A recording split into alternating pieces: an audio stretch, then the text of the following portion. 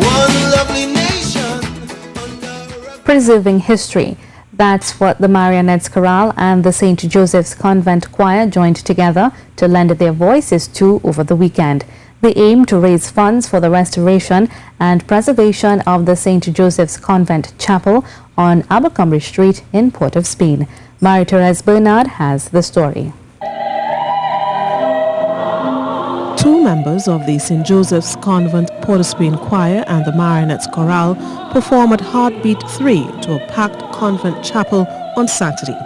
One of the oldest chapels in the Caribbean, the Holy Shrine at St. Joseph's Convent in Port of Spain has been sanctuary to thousands over decades. It's used by the St. Joseph's Convent as a place to uphold and strengthen the Catholic faith of its many students through the celebration of Holy Mass and student assemblies, as well as other celebrations by the Sisters of St. Joseph of Cluny.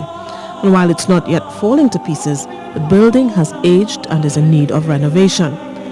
President of the Past Pupils Association, Lizama Lee Singh, shares the story of this historic structure. This chapel is approximately 72 years old. It was rebuilt after a fire of 1945.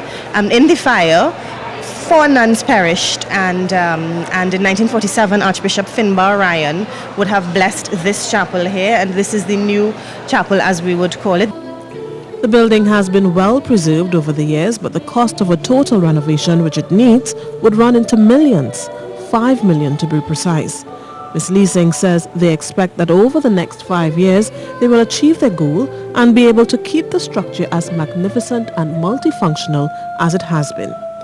The chapel also functions as a hall for the children at St. Joseph's Convent, Port of Spain. It is very historic. We plan to have it listed as a heritage site in Trinidad in the not too distant future. You would appreciate that St. Joseph's Convent is the oldest secondary school in the English-speaking Caribbean. So we're talking about legacy, tradition, rich history. And so the BP Marionettes Chorale rendered their voices on the weekend to help preserve the edifice and light the way forward.